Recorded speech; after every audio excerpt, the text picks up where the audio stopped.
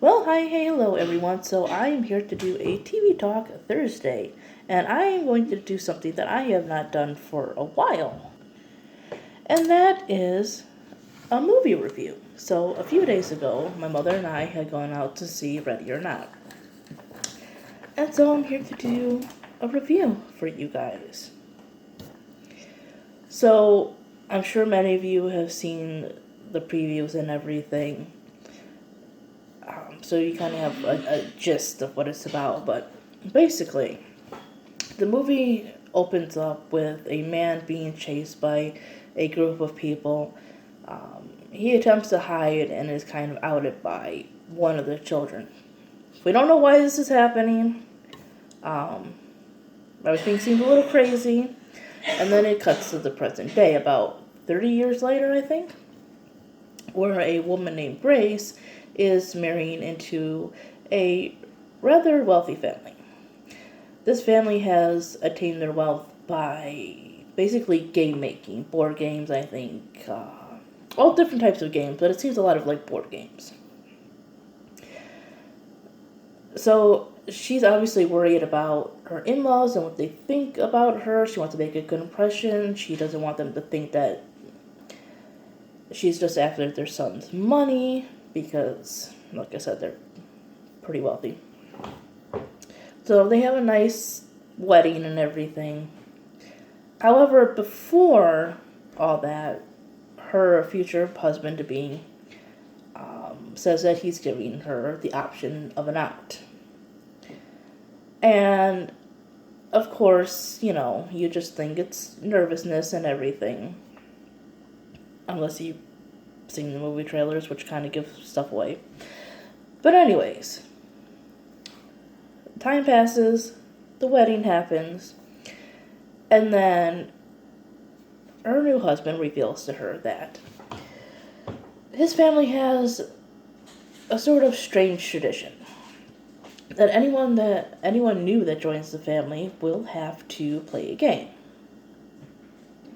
Chess, checkers, etc. Okay. She finds it a little strange, but they did get their money from making games. That is their business. So she's like, if that makes them happy, I'll do it. So they gather around table, and I believe it's the father that tells her the story of his great-grandfather, I believe, and how his business came to be. She is handed a box that will basically pop out a card, and whatever that card says is the game that they have to play. One of the family members, who I believe was married into the family, said he got old maid or something like that. So she opens the box, and out pops a card that reads hide and seek. So they go to play hide and seek. They turn off their cameras and everything, and which they actually do. They turn off the cameras and everything, and they give her, I think, to 100 to hide, and that's where stuff kind of starts to take off. A person is accidentally killed, and her husband takes her to hide, where he reveals to her that his family basically believes that if they do not kill her by dawn, that they will themselves all die. Of course, it takes her by great surprise, but she goes to run and hide, and so that is the basic premise of the movie. A bride marries into a wealthy family that has a twisted way of playing hide and seek. I think this movie did well on the acting and the suspense. Of course, it's a horror movie, and these people are hunting this bride with old-fashioned weapons and everything, and so there's a bit of blood and everything, but I like that they didn't overdo the gore. It's a rather short movie, and maybe that's where it kind of falls flat. Like, I liked the fact that she didn't all of a sudden become this warrior out of nowhere and everything. Um, she doesn't always make the best decisions, but she isn't like in this mansion that she's never been in before and she's being hunted, so it's not like she's been trained for this, you know. I felt a lot of, you know, the acting and everything was realistic. What was happening, you know, if that situation ever possibly would happen, would be realistic and everything. Like I said, the suspense was good. The storyline was interesting. They had a good mix of horror and comedy. Where it kind of fell flat for me was the backstory. Now, I'm trying to keep the spoiler free. There is a reason why this is being done.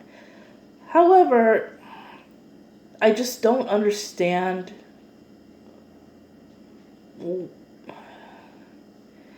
I mean, I guess they have to do it, you know, every time somebody joins the family, but I just didn't understand those terms and conditions, basically. And that is questioned itself in the movie, too, somewhat. But it's never really answered. It's just, why? Why go through a whole wedding and everything? And why just hide and seek? If they really have to do this kind of thing, why don't you kill people playing checkers? Or whatever else game that they may draw? Is it just that every so often this has to happen? Like maybe every 10, 20 cards, you know, you'll get a hide and seek and shit has to go down? I don't know. It's like, just why not any other game? And why marry into that kind of family? Like, I'm sure there's a lot of other rich families and everything. If you really want money that bad, just why? I get the idea that, you know, money obviously, you know, can warp people's minds sometimes, you know, if you're really desperate for it, but come on. We got Etsy and YouTube and all this other crap people make money off of and stuff, you know? It's like... And what if somebody, like, has a normal game, and then later on they decide they don't want to be part of this shit, they just want to leave? What happens in divorce? I just felt like the backstory was kind of weak. There was a backstory. It was just pretty weak to me. It wasn't fleshed out enough. But the movie itself is entertaining. It's short, so it never really drags on. I guess if I rated movies, I would give this one maybe an A- to a B+. It's not a bad movie, it just could have been better. Anyways, thanks for watching, guys. Bye.